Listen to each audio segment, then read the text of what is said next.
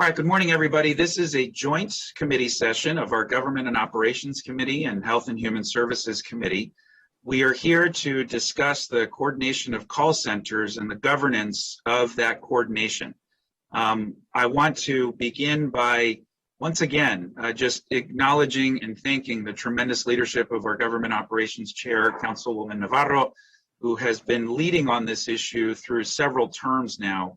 And we have seen some tremendous progress, particularly in this last year and a half, thanks to the really great work of Dr. Torregas, working with our executive branch agencies, MC311, and many others to really bring us to a point where we have a true merger and coordination of programs and services in ways that all of us have been asking for some time. But that, are, as we know, critically important and have life or death consequences, frankly, especially this last year and a half. And so while there are still some outstanding questions as we work through the details and the coordination of this effort, we know, for example, that the level of complexity in the cases that we're hearing from constituents has significantly risen.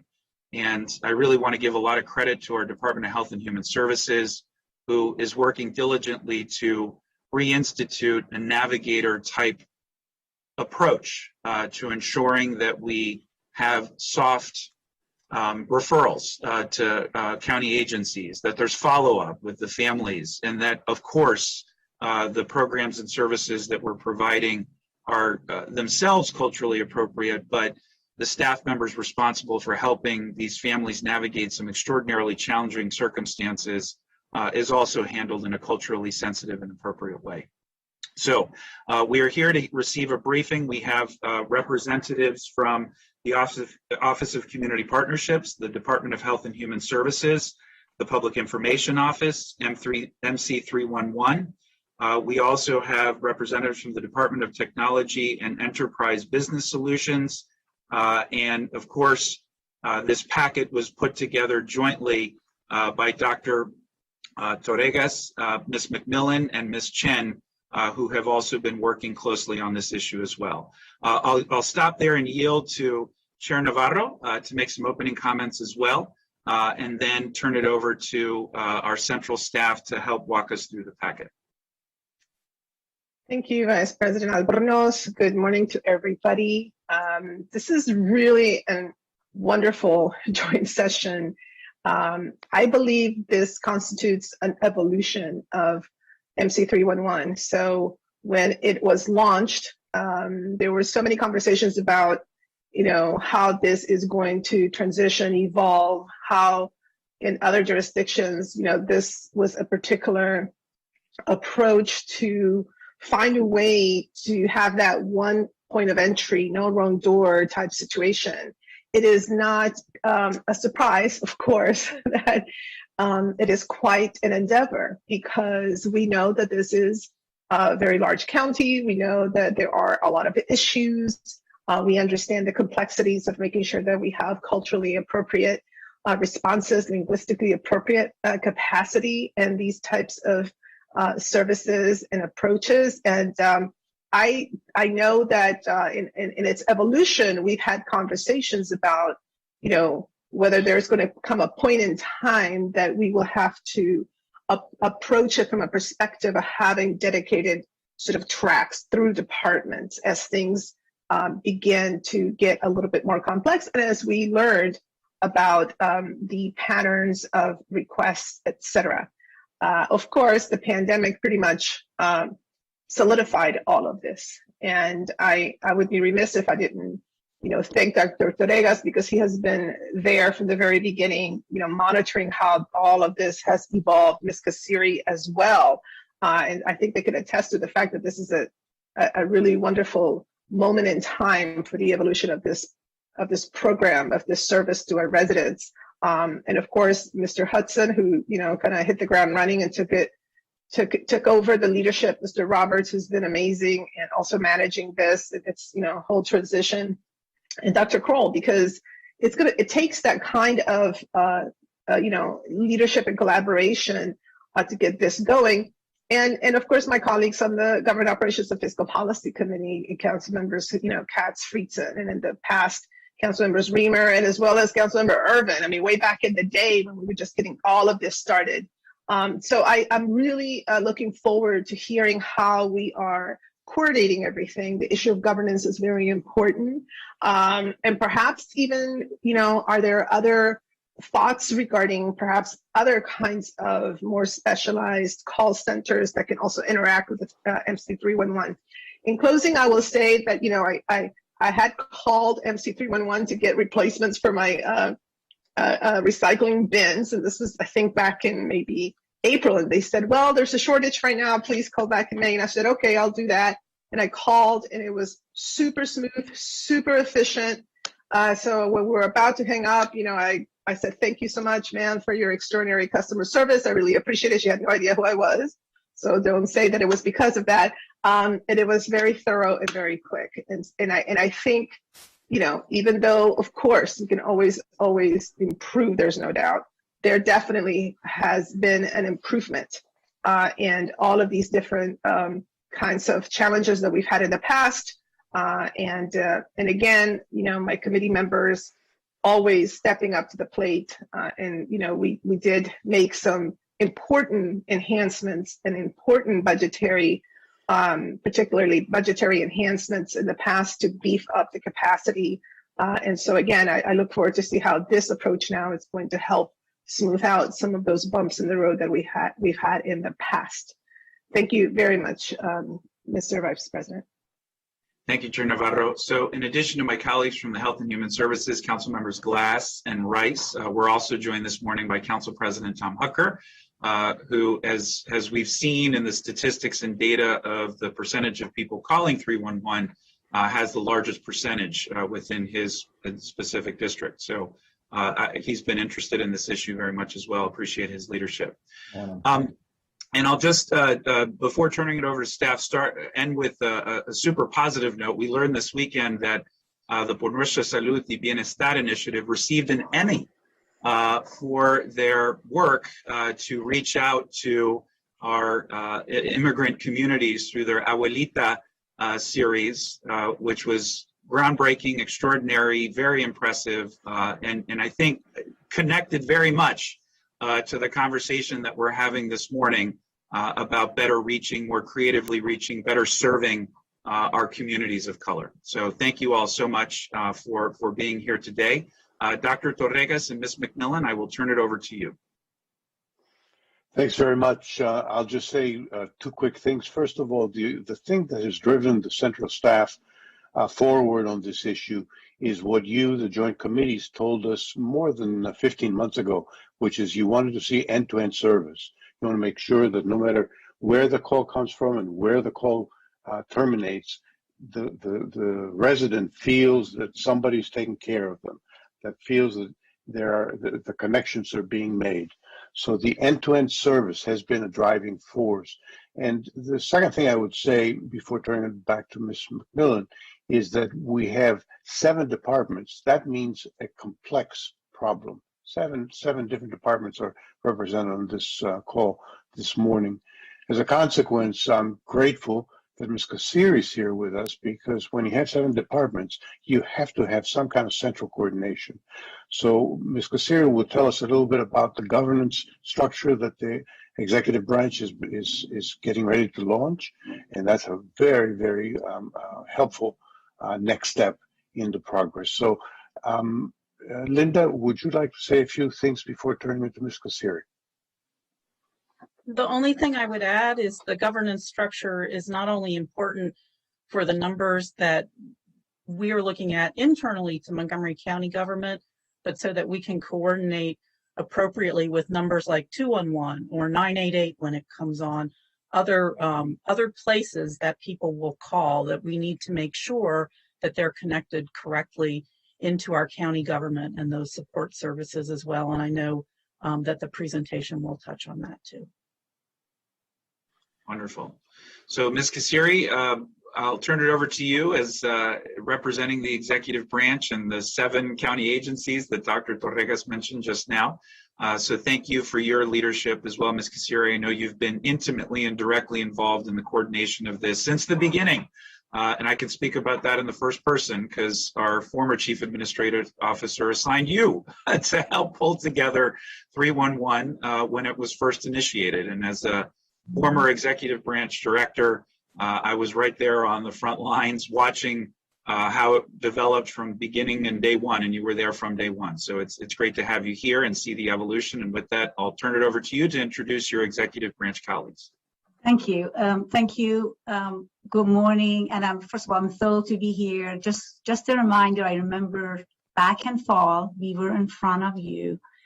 At that time, abandonment calls were at 26%. I know the team doesn't want to hear that. And our actually wait times were at over 5 minutes. So we have done a lot of work. We have implemented self-service channels thanks to DTS, HHS, and 311 team. We've used human-centered design to actually look at our issues differently, talk to our customers, have made some improvements still more to come. We've expanded to handle multilingual calls, again, and to handle our more complex calls, but still we need to improve that. We have created a centralized COVID-19 translation unit. So, and then there is more to come. So today we are here to talk about our governance structure that actually was promised. I remember in CEO Rich Madaleno's memo to County Council back in fall that we are going to organize this governance structure to be able to comprehensively and completely respond to our customers' needs. I'm going to turn it to later on to Gail Roper. The reason, by the way, I just want to acknowledge her efforts. I think, I don't know, Costas may can actually talk about this more. Gail Roper, in her past life, was a consultant to other governments to help them, to consult them on these sort of strategic matters. So we are so lucky to have her as our technology director, but she was the one that helped us to put this together. So I'm going to have to go over the process, and at the end, Raymond will actually talk about many aspects of this whole process that I know is critical to County Council and County Executive. Our main objective of this new governance structure is to make sure that we identify the channels the government distribute information to public. Identify all the entry points the public communicates with government. The channels are very different. We have social media, phone, email, 311, and then explore very effectively our next generation, our innovative model to deliver and respond info to our public and be able to be accessible for public to access us any way they want and get the information as quickly as possible, as comprehensive as possible. Information and services, because this whole thing about the Tier 2 HHS was an important factor for us when we talked about this new governance structure. And embedded in all of this will be our language and diverse cultural capacity to ensure that we respond effectively to all of our residents. So that is just a brief overview, and now I'm going to turn it to Gail Roper to go over the actual structure of this new governance. Good morning, everyone. So I wanted to start out by saying that the word of the day really is collaboration, that we were able, yes, this slide is fine, that we were able to learn some lessons throughout the pandemic. And part of that, that we were able to deduce were honestly some logical conclusions around how we began to think towards a next generation process around people, processes, and technology. So these lessons came from our having to be able to accommodate the needs of the pandemic. And I would also say that one of the most successful aspects of what we did was a collaborative change management study to understand where we had barriers, where we needed to improve, and how we could begin to shift our thinking from a not only collaborative standpoint, but from a call center standpoint. So to set the stage, understand too that we're working with a 17-year-old CRM system that we knew was not going to have the functionality and be what we needed to get through the pandemic. So along the way, we wanted to make certain that we gleaned all the aspects of what we didn't have and then what we needed. One of the most important aspects of what we were challenged with is the governance, like who's making decisions, how do we escalate issues, and what kinds of things that we could do in our thinking to accommodate not only today, but what we'll face tomorrow, the next pandemic or the next emergency system. So with that, next slide, please. With that came the need for governance. So as we look through this slide, we can see here that we understood that the governance structure was missing. Somehow in all of our, I would say, I wouldn't say panic, but in all of our efforts to move towards the issue of the pandemic, we were just very much challenged with the increase in calls and our ability to respond to those calls in a comprehensive fashion. So when we look at this slide, we also can see that we had issues of language, we had issues of process, we had issues of response times, and we wanted to make certain that as we move forward that we could basically understand where we could pivot and make decisions and begin to continuously improve as we were in the middle of the pandemic situation. So this governance model is a recommendation to have a governance committee that will continue to spark our next generation thinking about our call centers enterprise-wide, not just 311, but what are the technologies, what are the people processes? Mrs. Kasiri mentioned human-centered design. How can we get our people more involved in solving their own problems and re-engineering their own processes? So as we look through this slide, we saw all the things that were happening that we had to come up with solutions for on the fly, I might add, but also to establish that next generation thinking that we're talking about. Next slide, please.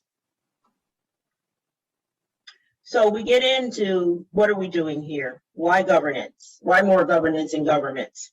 But the issue here is that we wanted to make sure that we were all thinking from the same page, that we were coming together, that we understood what our vision was, that we were listening to what the council was saying in regard to the big picture perspective. We could talk about 311 and the issues that we had during the pandemic, but that really isn't the topic of conversation, that we needed to come together and study these complex relationships and interdependencies between these 7 departments and these multiple information sessions that channels that we have. And the recommendations that we made were to establish a governance framework. One of the things that helped us was we started with a change management study. That study was completed and we made recommendations to do some things immediately that would benefit us. We implemented an AI driven chatbot that is beginning to answer a lot of the calls, quite a few of the calls with no human interface. So this helps to shift the work of our agents to more important, more complex calls. We established this governance framework in the form of a comprehensive committee. So this committee will work together towards thinking about where we get where we get our solutions from, where we channel our focus. There are 4 work groups or subcommittees with specific roles. Our mission, I just really wanted to start, and I don't like to read slides, but I would say that the mission would be to provide residents with responsive and highly effective communication channels. So we really have it centered towards the humans, not only the people that work on these problems, but the residents that call in. And we have such a vast, diverse population that we really have to be forward thinking in terms of how we structure and how we respond to the demands of Montgomery County. Our objective, of course, is to bring some organization we were somewhat chaotic during the pandemic, to be honest, because we had no choice. But now it's time to step back and think about, how we come together and how we collaborate in terms of where we go from here. So when we think about multiple call centers, I don't know that that is going to be the solution, but at least we'll have this governance structure in place so that we can have those conversations on a regular basis and come up with a strategic strategy that we can bring back to the council to say, yes, here's where we're going, and maybe iterative, and maybe here's what we do first, here's what we do second, and here's where we ultimately get to where we want to be as a county providing excellent resident responses. I also would say, that within these 4 work groups, we are looking for input in regard to the specific areas that the work group would be responsible for. We have tried really to look at some of the barriers that we had, but also where we want to be going forward, and focus and structure this governance committee around that. Next slide, please. So this is the subcommittee structure. As you can see here, the policy and community outreach focuses on organizational customer service coordination across the organization, policy development across the organization, external community outreach. Are we talking to our residents? What are they saying? What are the things that they would like to see as we move forward? We've put Barry Hudson, Raymond Crowell, and Ken Hartman, Diane Wu, but the language challenges that we've had that we learned a lot about. As a matter of fact, even as we implemented the AI chatbot, we had to deal with language issues and persona. So one of the most interesting things is that the chatbot has a personality, and what's the right personality for Montgomery County as we interface with our residents. So the policy and community outreach will include both external and internal policy related to our call center governance. One of the more interesting, I think, one of the more interesting issues that we faced was data. So how are we making decisions? Do we need to capture more data? Do we need to use that data as a premise for where we go? We have some opportunities to improve that. I think organizationally, I also believe that we're able to address some of the issues that we've had in the past by looking at what is the story that the data is telling us, and how do we move forward in terms of addressing those issues. And then we get down into the people part of it, the process and planning piece. The KBI coordination, that's a knowledge base that 311 and other organizations use as a way to respond to residents. And we did a lot of work there in cooperation with Brian and his team to re-engineer some of that coordination, to even eliminate some, improve some, but have that knowledge base be fruitful for the agents to be able to respond consistently, for the agents to be able to say, well, that might have worked 10 years ago or 5 years ago, but here's what we need to be doing now. And then I would also say simplification. The simplification of those KPIs were paramount to our being able to improve processes and also to respond quicker. So on that committee, we'll have Michael Baskin, who is working on the human-centered design, and Brian Roberts.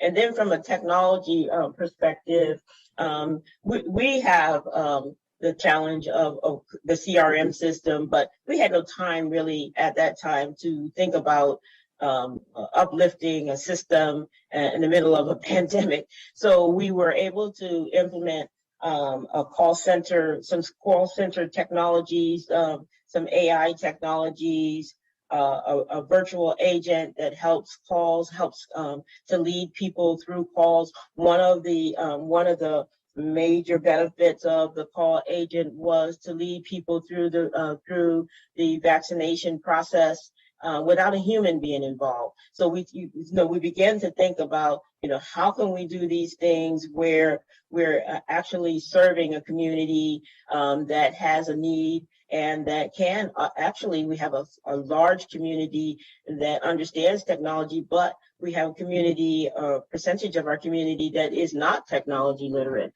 So we have to think in both ways. We can't just think in one way. One of the benefits that I saw that surprised me during our process was that elders were able to call in, and this virtual agent actually would walk them through registration for a vaccine without them having to be on a cell phone or be on a laptop, and I would say that's probably one of the most rewarding aspects of what I saw that we actually served this population of our community that we didn't even know that we would serve. And of course, I will be on that committee with two of my colleagues, and also our change management professional, Shana Taki, who actually led the whole change management effort to bring us all together and to begin to look at processes and how we move forward. And then emergency communications, and that's with Dr. Stoddard as needed. I will say that, at our infancy, we want to make sure that we address call centers, but I do think that we can expand that view further into, more collaboration on the emergency side as we move forward. Next slide, please. Next slide, please. So in this governance model, we talked about how we could actually keep things moving forward. We know that we needed to have individuals who could vote on various issues and be able to drive direction as we so that we don't get stuck. So that we don't have meetings and we walk away and say, okay, so what did we say? Or what are we planning to do next? These voting members will include, of course, FARIBA and directors of the top agencies that have call centers. We've even talked about bringing some of the other agencies that have call centers into the fold after we begin to meet and structure. And then, of course, the non-voting members, the council and community liaisons, directors from other departments for now. And then a governance coordinator that would kind of keep us on target to continue to meet and to take the appropriate notes on what we've decided, and to come back and ask questions and make certain that we are actually producing a strategic plan that will benefit the organization as a whole. We'll talk about timelines. So we'll have our first kickoff meeting in early August. The kickoff meeting will determine roles and responsibilities, just to make sure we get off on equal footing, that everyone knows why they're there, what they should be doing, and their roles going forward. And then we're going to have ongoing subcommittee meetings. So the subcommittees will be ongoing working committees where decisions will be made. A lot of the analysis will happen in those subcommittees, and then we'll escalate issues to that policy committee when we do after we do a deep dive in terms of the people processes. And then on a quarterly basis, the approval board meetings will happen, And we're hoping by the end of this year to have a strategy document prepared to bring back to the council for review. Questions?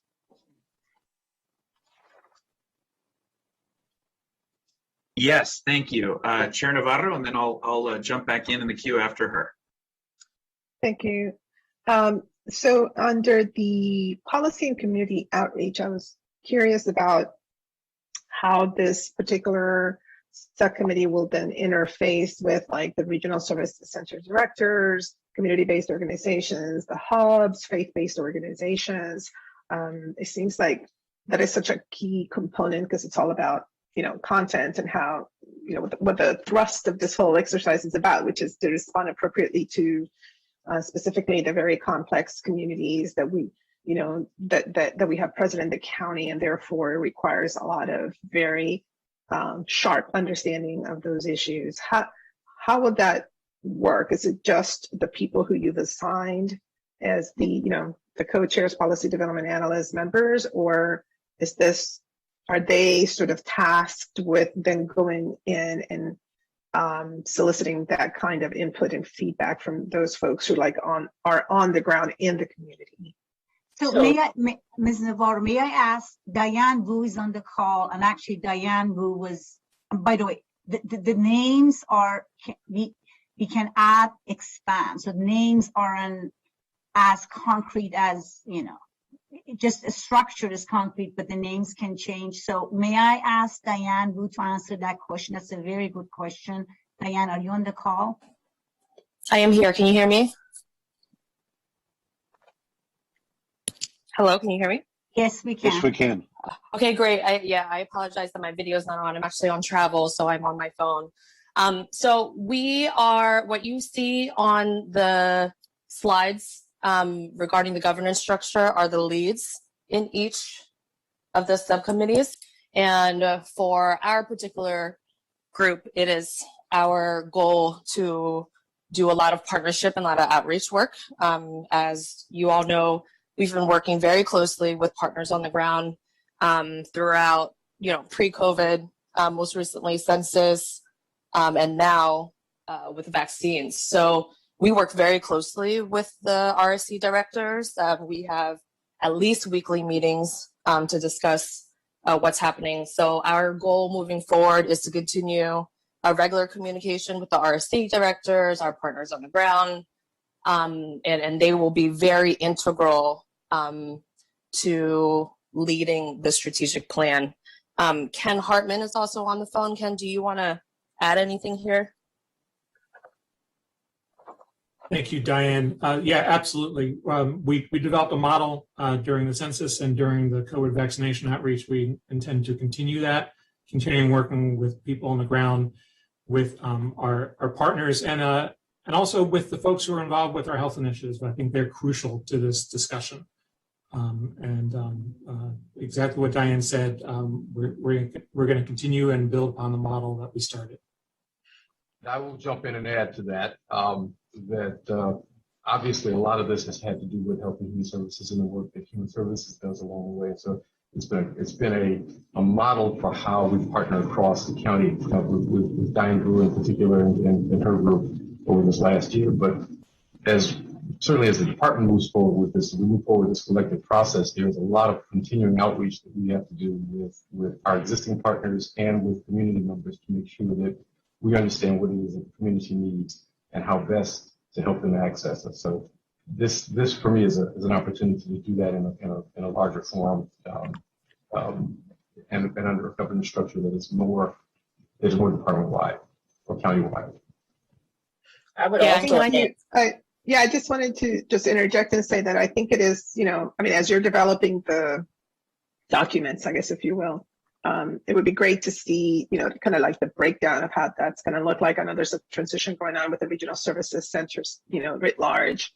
But I also know that we've been so fortunate.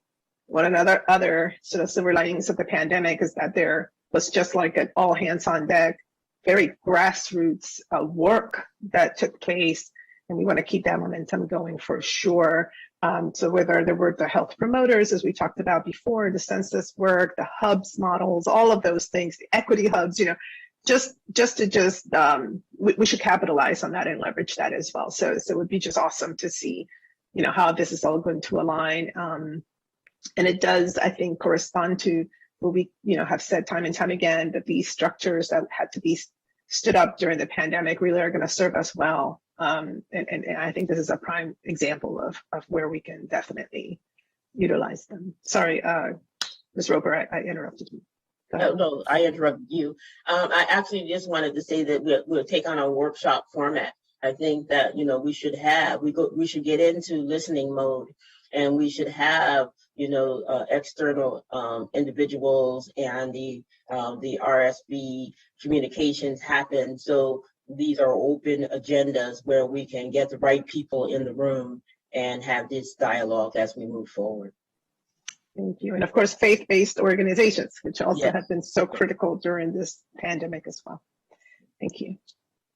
Yeah, can I just very quickly add that, the model that we keep referencing moving forward is a great example is the CCCs, right? Which were the Census Complete Count committees and then turned into the COVID community committees, who were the subcommittees were chaired by the RSC directors. And we have representatives from nonprofits, philanthropy, civic associations, the MHIPs, all of the key corresponding key agencies in county. So it really is a comprehensive view, both on the ground and also taken from an aerial view as well. So we're definitely going to continue that, thinking through focus groups and surveys to get more community input in languages as well.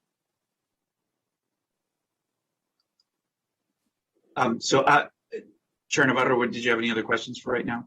Okay, so I want to pick up where Chair Navarro started, and I completely agree. I'm sure that, and as in your response, it's clear that you've thought about, as I'm sure you would, how community will have an opportunity to formally have an input throughout this iterative process.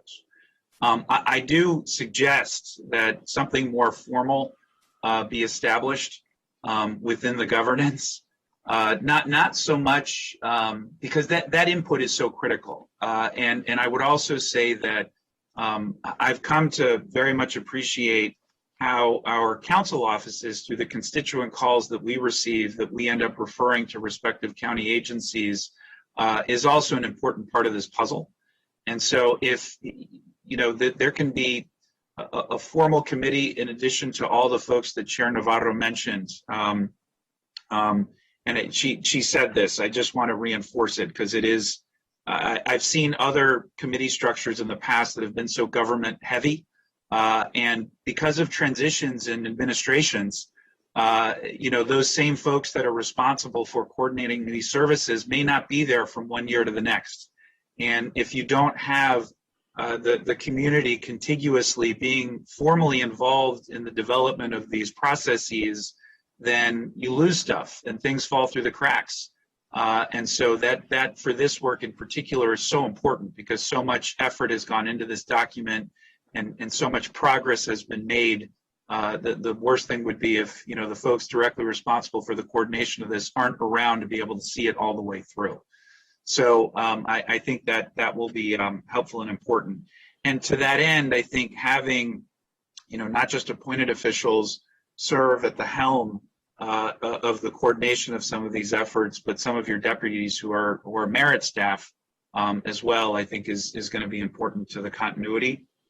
And I'd like to hear a little bit more, if we can right now. I know Dave Gottesman is on to talk a little bit more about the reporting and how that will play into the coordination moving forward, because this has the opportunity tremendously to provide substantive and helpful data, not just within the construct of the 311 system itself and improving customer service, but actually help us with service delivery and help various committees with information regarding housing, information regarding accessing different government services that could be helpful from a policy perspective. So if we could hear a little bit more about what we anticipate the reporting might look like from this collective effort, that'd be helpful. Hey, good morning. I would anticipate the reporting to look not altogether different from the kind of reporting we do now using the 311 data. Relying on Data Montgomery, relying on the Siebel system. We currently do quarterly reporting, but we've updated that to be able to do it more frequently and on demand. So, this particular group that is being formed under this governance structure has not met yet for the first time, but if it's okay, I'd like to report back on that specific question to you, Gabe. No problem. No problem at all. Yeah, I know this is a work in progress. We're building a plane as we're flying it. So maybe in subsequent updates, that would be great. And let me just take just a couple of steps backward. Ms. Roper, I want to really acknowledge your leadership. I know Chair Navarro has mentioned this many times within the context of our GEO committee. This is an opportunity for me. I, as you've heard, everyone knows, I've worked in the executive branch for 12 years, and I still have a lot of friends who work in the same positions that they had when I was there, and all of them have raved about your department and you in particular over this last year and a half as we've transitioned through in an unprecedented time. And I think you have such a unique skill set and perspective that we've been able to draw from in the development of this plan that is very important. And so I just want to thank you publicly for that. I know Chair Navarro has done it many times, but I want to add to the chorus there. Thank you. And Dr. Kroll, my last two questions for now are for you. So, and thank you again for your team's efforts. We're experiencing this right now as we speak in real time, helping folks calling in to receive rental assistance. Those calls are taking hours, because we are trying to ensure that residents are filling out their paperwork properly. There is a lot of it, and none of it is ours. It's all the federal government, to make sure the I's are dotted and the T's are crossed so that we're not then passing them to 3 or 4 different departments and getting them frustrated and they drop. And I know you've also worked very hard on ensuring that through this navigation system, and in particular, our minority health initiatives and programs have been engaged in this process. Could you talk a little bit more about that? Because I'd love to hear more about that end of once the initial call goes into 311, our incredible operators decipher, talk to the resident who's calling in with various challenges. Once that referral is made to HHS, could you describe a little bit more deeply what it will look like from there? Sure. Good morning, everyone, and happy to be with you all again. I want to back up a little bit and just talk a little bit about, express my thanks and appreciation both to 311 for the enormous challenges that they took on in helping to get folks connected up to, get our residents connected up to services around the county, and to Gail Roper and our folks over in technology services who helped us firefight every step along the way to problem solving every step along the way to make sure that the county residents who needed our help could get to us and could get especially to testing and vaccination in a timely manner. The COVID clearly made it apparent and made it very clear that we have both we had an incredibly increased volume of service demand during COVID, but also that the need for the next step in the response process was needed. So the 311 does tier 2, and not just for us, but for the entire county. And they take on calls that are not easily answered, just very quick one-off response, or that may not even be able to be automated in the short run, but requires a human being to talk someone through this. I expect that they will continue to do some of that complexity, but there's also a point in time and some examples of this where calls have to get handed off because the complexity of the call and the complexity of the need span multiple demands, and 211 would either be left in a position to refer individually to each one of our service areas in the department, or to a central place where we could take the time necessary to walk through those calls. The rental assistance effort is just one example of a very complex problem that needs to be handed off as people call in, and needs to be quickly handed off as people call in. But the other more complicated issue is that there are multiple service area needs: homelessness, rental assistance, trauma and addictions, obviously, food security, income support. All of those things come as a package now, and they have been coming for some time as a package, as we've seen across HHS. And, you know, to Councilmember Navarro's reference to the hubs earlier in the promotores, those are all coming as complicated challenges. So the goal for us now is to very quickly get those calls from 311 as they come in the door, and get them to someone who can take the time and take the hours that are necessary to walk through what the needs are and to pull out the needs. Because when someone calls for food, there are other needs that may be in there that they haven't thought to ask for or don't know that we necessarily provide. So our task now is to interview and talk with them and get to know them about what else is going on in their lives. If you've got a food problem, are you able to pay your rent, by the way? And if not, then we need to connect you up with someone who can help you with rental assistance and let you know what that is. And then to be a point of contact for that person, so that as their needs evolve, they can come back to yours truly or to whoever they're talking with, rather than having to go hunt and peck. They can come back and say, hey, look, Doc, I need to know where I go to get something, some other source. And so they come back to us. And so that's our goal, is to build that kind of response capacity to take on those really challenging needs as we go forward. That for us is both a staffing piece and an internal training and organizational piece for us, but it begins with this call step that we're working on now, and with those handoffs in the call center. From 311 to us. Got it. Okay, we have Councilmember Katz, followed by Councilmember Glass in the queue. Thank you very much, Mr. Vice President, and Chair Navarro as well. I'd like to associate myself with pretty much everything that you've said, and I want to thank everyone, as others have done previously. I want to thank everyone involved in this, and especially the lucky 7 departments on this call. I mean, this is an extremely important function, and I'm always concerned about the governance. It obviously is internal. The public who calls 311, it takes for granted that our governance is going to work, and we can't take it for granted. We have to figure out how the governance should work, so that the person who is calling in doesn't care about the governance. They want their problem solved then, or as quickly as they can possibly have.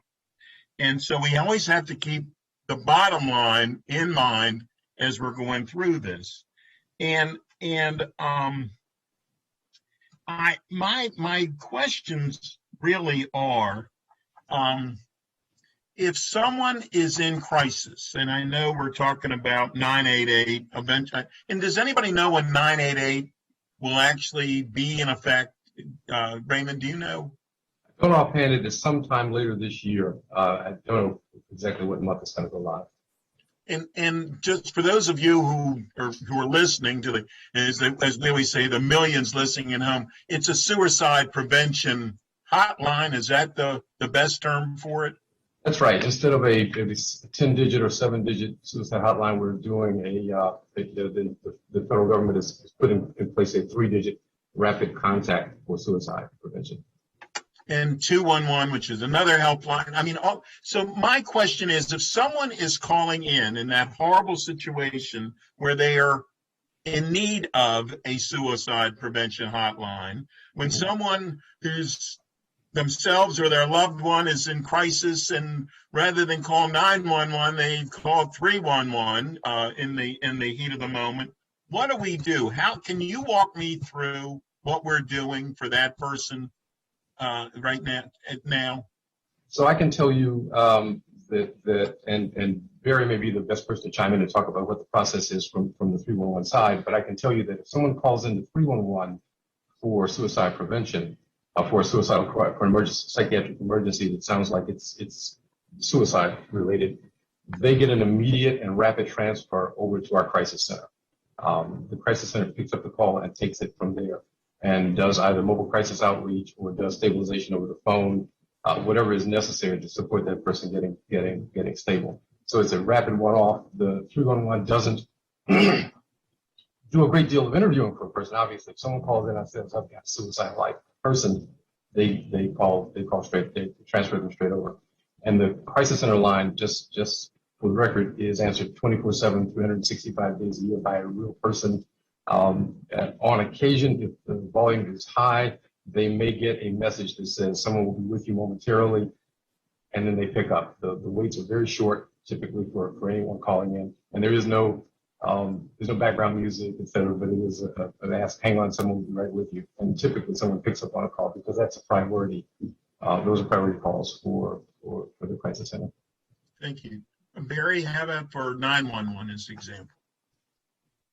If a 911 call comes into us, we have, if a 911 call comes into us, it's a pretty similar situation. We get that call over to 911 very quickly if it's, a call that's been misdirected in our direction. And the same situation applies. Those calls go over very quickly. They handle them. There's not a lot of triaging, as it were. We quickly make the transfer and get them over to that entity that helps them. Well, and that's obviously what we should be doing. I thank you on this. I know that this is something, and to the earlier discussions about what our committees have looked into. This conversation has gotten them to be in a better direction than when, to Chair Navarro's point earlier, when we first had these discussions, there was some real angst here. And I think we're heading in the direction where we need to be heading. I don't know that we'll ever get to that perfect spot, but we're getting to a much better spot. And I really appreciate that, because this is not something that is just done without a whole lot of work. And so we do appreciate it and sincerely thank you for it. And I did want to say that if there's anything that we can do as a group, I think the only other thing that we should be looking at for the governance committee, and there again, I don't think committees can be, huge, but I do think you should have someone on the committee, or certainly associated with the committee, that's actually doing the call, taking the calls. Because many times, like when Undercover Boss, the person who's in charge really is not doing the work that's directly involved with the public. They're doing other work. They're doing the financial side or whatever they're doing. But I really believe it would be helpful if you actually had people who are taking the calls working with you on this governance committee as well. So with that, thank you all for very much everything that you're doing, very much for what you're doing. And with that, Mr. Vice President, I turn it back over to you. Thank you. Councilmember Glass. Thank you very much, Mr. Chair, Vice President. Good conversation, and I associate myself with all the comments of my colleagues, especially GO Chair Navarro, who started the conversation by recalling her own reaching out to 311 regarding recycling, because it was this spring that I also reached out to 311 about the need for a new recycling bin. So something was clearly in the air or in our trash, mind you. And so I also have a new recycling bin that I show off every Thursday when the trash comes by. So good stuff there. And this is all, everything that we're talking about really is so essential, and it is the front line of government service. It's what people, their immediate needs, and we are here to serve them. That is why we're all public servants, and these most basic elements of life. And we are blessed to live in a county that provides such an array of services that sometimes it gets complicated to do and fulfill those services. Which is why the task forces and the working groups and the fact that there are so many people on this Zoom right now trying to figure out how we fulfill what might seem like a simple request. here in the county. And Dr. Kroll hit the nail on the head when he was talking about the complications of a call, because everything is so interrelated, more now than ever. They were complicated before the pandemic, but this pandemic has made them even more so. And rather than referring to this as 311, I'm going to refer to it moving forward as our holistic hotline, because that is essentially what we're trying to do. Someone's calling about rental assistance, but they also have food assistance and they have other issues and needs, and we need to help them, because our mission is to make sure that every single one of our residents is healthy and safe. And towards that end, I really appreciate all the work that you all have been doing. I'm just looking at the data again, and to see the abandonment rates going down from what was 26% to 6%, and having wait time slashed from 5 minutes and 14 seconds down to just over 1 minute. Congratulations. I mean, that is incredible. And I know that takes a lot of work, and there's a lot of logistics, not only from the technology aspect, but also working with those who are taking these calls and making sure that they are proficient and competent and have all the information that they're ready. So congratulations on that. And I see Ms. Roper just raised her hand, and I do have a question for you. So this is the only question I have, and it's for you, and if Ms. Kassiri also wants to weigh in, but more so for you, Ms. Roper.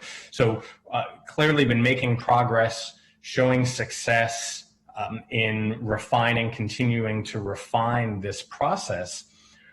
I have, over the last 2.5 years or so, received, I can't count anymore, the number of unsolicited requests from technology companies trying to do this work, or that they do this work in smaller jurisdictions that might not have the budget, that might not have the staff capacity as we do to fulfill and modernize our operations. But clearly they're selling products that I think are noteworthy. And so looking forward, recognizing that we still have to create the committee structure, which I'm fully supportive. More brain power around different committees is a good thing. But how do you see this holistic hotline, as I will continue calling it, moving forward, and the technology aspect and the interface aspect? So I made the decision in response to the pandemic to take this legacy application and give it some functionality. And that was through this artificial intelligence and utilizing the call response and the chat bot. I found out on Friday that our efforts have led to us being a finalist for the 2021 International Data Corporation Smart City North American Award. So it was really a strategy to move into next generation call center technology without disrupting the base of what's there, because honestly, we could not.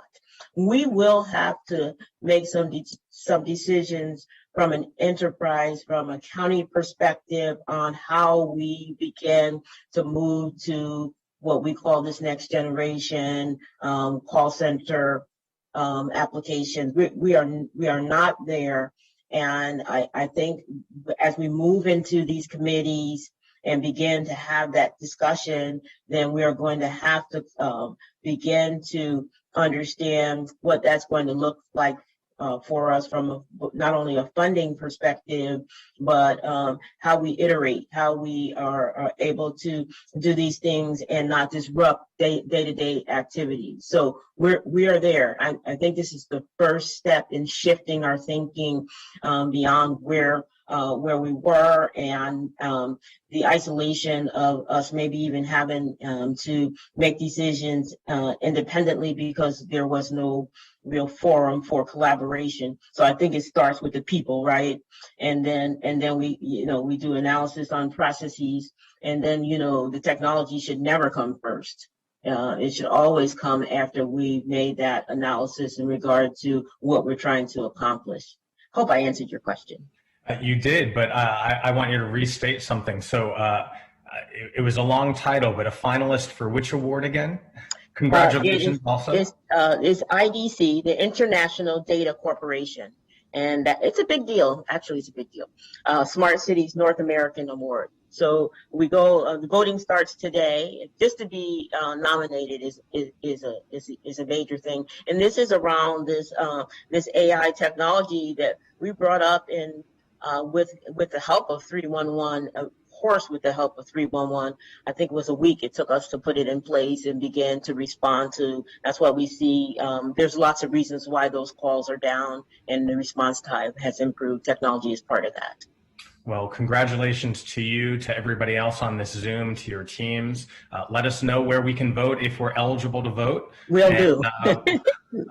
And keep us posted on how that election turns out. But again, this presentation has been very positive, and I appreciate the work dedication that you've all taken to make sure that our residents feel heard and that they receive the services that we all work so hard for them to receive. So thank you all very much.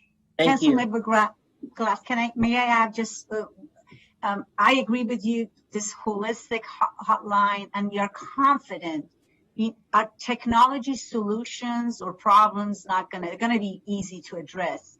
But just a reminder that 24% of our calls are currently social services calls, 5% housing. Total of 29% are those, what I call, people say tier 2. I think Councilmember Alburn has asked the question. I remember we were talking, give an example of what are these tier 2 calls are. So those tier 2 calls that are 26% of our calls, no technology solution, no call, tier 1 call taker can handle it. So our goal of this structure is to be able to clearly identify where are the gaps. Do we need to move the resources from here to there, or allocate new resources? In this case, those social services calls are in HHS, mostly HHS, maybe some DHC, but everything is mostly now in HHS. So that is going to be our challenge. I think we're going to be able to solve all the technology type of gaps or problems, but being able to quickly respond to that rather than having a time delay, service delay, or even some sort of not a coordinated effort, that is going to be the challenge for us. Well, and I think you just underscored the point. I'll just close on this about investing in our human capital and investing in our staff here in Montgomery County, because I know that, I recently just cut the cord for my cable television services. And while I could have done some of that online, I wanted to talk to somebody. Mm-hmm. And that is a very simple thing that I encountered. And as you note, more than a quarter of the communication that comes through is quite complicated. And these are people in distress themselves and need help. And to talk to somebody, to walk them through and let them know that we are here for them. That is the importance of this hotline. And so it serves so many purposes again, and we need to keep investing in it. So thank you for expanding upon that. And I see Dr. Kroll. Hi, Councilmember Glass, thank you. And want to quote Councilmember Katz, want to associate myself with the remarks that you just made. It is this, we know that what we've gone through in the last year, in the last 14 months, just in terms of the volume and the demand and the service needs. As we come out of the pandemic, it's pretty clear that those needs are going to remain high and be with us for a while. There will all the things I talked about earlier, the trauma, the food, evictions, prevention, and homelessness, and our seniors who've been isolated and cut off. A piece of this is especially the parts that are technology related, building those capacities to get people from 311 to someone who will stay with them and walk with them in the human service and make that human connection with them is part of what I see as HHS working on now in this interim solution. We don't know at this point what that will look like in the long term, but I am very clear that for a long time, for many, many years, we have seen an erosion in our capacity to manage those complex calls as the complexity has arisen. So has gone up. So I'm looking forward to being able to use the existing technology and to work with a partnership to develop new technology as needed to make it faster and smoother and easier to access for anybody who's reaching out to us using that technology, whether it's the call center or any other source. Thank you for that. And Mr. Hudson. Yeah, I just wanted to add one very quick shout out. We talked about the bot recognition, but we were also recognized as honorable mention by NACO for a couple of things. One, 311, our 311 was one of the very few in the nation that went remote during the pandemic. And our efforts to move to a remote operation was part of the way that we were able to easily, not easily, that's probably the wrong word, the way where we were able to add the work of staff who volunteered to work with us to help us with some of that call load, and the great work that Brian and his team did in training up existing employees to assist during the pandemic, as well as bring on temporary. So that ability to go remote and the support of Gail and her team and allowing us to expand our staff to handle the call load was very important, but will serve as a really, really good model for us going forward to be able to deal with that. The other was a lot of the strategic work that we did with our technology folks to get some of this done. So both those were recognized by NACO for as at least honorable mentions. And we'll take honorable mention for the work that we did to get us to this point. So I just wanted to also indicate that those are the kinds of things that are going to position us well through these committees for us to talk about new ways of providing support through the people that are doing the work and providing them with this technology that will be able to service our residents in a much better way. Well, I appreciate you lifting up that NACO accolade. And once this call is done, this meeting is done, I'm going to contact my NACO partner, Councilmember Rice. We're going to contact NACO and ask why we only got an honorable mention for it. So we'll let you know what we hear, and we can change that and improve that next time. So thank you very much. I yield back, Mr. Chair. Thanks. And for those watching at home, NACO is the National Association of Counties. So we now will hear from Council President Hucker and then Chair Navarro. Council President Hucker. Sorry, Mr. Chair, I just want to make sure that you have me on the list. Okay, thank you. We will go to you right after. Feel free to take your committee member first. Okay, thank you, Mr. President. Yes, sure. Councilmember Rice, we haven't heard from you yet.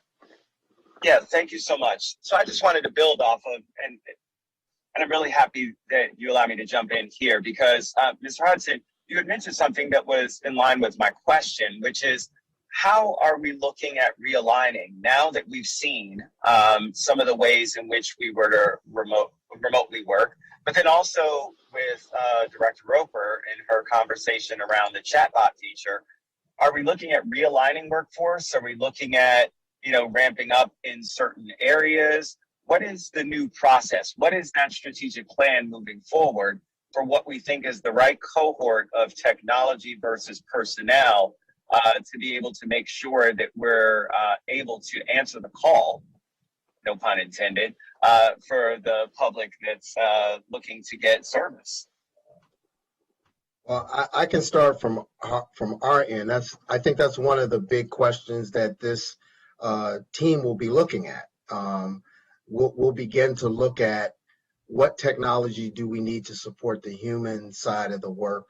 How many staff do we need? Where? What skill set will those folks need?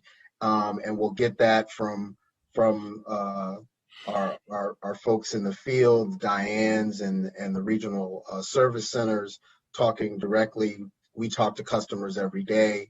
So we'll have that information that will allow us, I think, to build the appropriate balance between staffing and technology and what technology will need to support that. In the interim, we have some staff, temporary staff that we've kind of put in the queue to make sure that we do still have staff to meet our needs, just in case we hit another spike, or frankly, to maintain some of the numbers that we had, that Councilmember Rice and others just mentioned, so that we can continue the level of service that we've had. And so going into probably the next couple budget cycles, with the research and the understanding we'll be able to come back with what those models look like and what the support we'll need from a technology standpoint going forward. I'll yield to Gail because I'm sure she has some additional to add to that. I would add to what Mr. Hudson said by saying that I think it's very important for us to pay attention to the data. I think that the specificity and the intelligence is greater than it's ever been. How can the technology benefit Barry's team, and in what areas? And I think as we begin to be more sophisticated in collecting and accessing that technology, because these systems, as a chatbot, as an example, tells us what we're answering, how long people were on calls, but what areas we benefited, and then our governance framework will allow us to have those conversations so that we can make intelligent decisions as we move forward in regard to staffing. I think one of the things that we realize in both HHS and 311 is that these calls are very complex, and that there's just not a one answer, a yes or a no answer, and that people really have to delve into responding to residents, and how can we lighten the load with the technology so that we can focus in on the challenge of the needs of the resident. So I would say, and I think Councilman Rice would understand, it's really about more data, more sophisticated data, more storytelling with the data.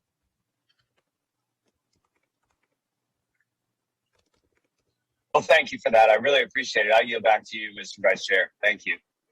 Thank you, Mr. Vice President. Thanks. And I know the Rice family was up late last night watching the U.S. gymnastics trials as one of Councilmember Rice's constituents. Performed marvelously. Congratulations to Kayla DiCello for being one of the alternates on the United States gymnastics team. She actually trains in Councilmember Katz's district in Gaithersburg. And we, of course, gave her a proclamation last year, thanks to Councilmember Rice. So that was really exciting.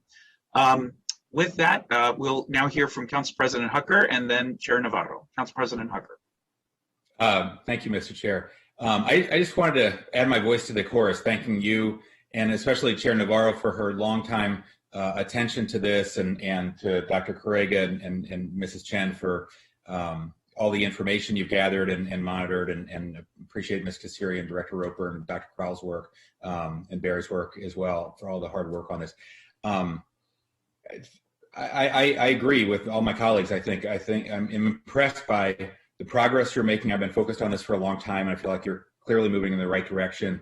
I'm glad to hear about the oversight and the feedback structure and the outreach while we want to continue to improve. Since Councilmember Katz is our pop culture maven for the day and referenced Undercover Boss, I didn't want to let that slip by without acknowledging it. And I second the suggestion to have confidential feedback, confidential calls like that to assess performance. This stuff is really, really important. People disagree on the Purple Line and the Beltway and even climate to some extent, but no one disagrees on the importance of constituent service. And more of our residents are more likely to interact with county government through our call centers than probably any other service out there. You can go years and years or a lifetime, hopefully never needing our fire department, but this is something that is absolutely critical. And how it performs reflects on all of us collectively, and I believe has an impact on people's confidence in government, whether we have a high functioning government at all, and their willingness to pay, to support our tax base to pay for it. So I just wanted to chime in and say thanks for letting me crash the committee session. It's very important, and thanks for all your good work, and continue to tell us what you need. Thank you. Thank you. Chair Navarro. Thank you, Mr. President. Following up on something I know that I'm always bringing up, Jill, as we are, I guess, being able to discern the advantages of technology, et cetera. I'm always super jealous of jurisdictions that have been able to develop apps that are just so much more accessible. Obviously not for the types of issues that are sort of tier 2, but just, you know, some of the just more direct issues, given that everybody just walks around with this. So I was wondering if that is on, you know, work plan, on a list or something like that.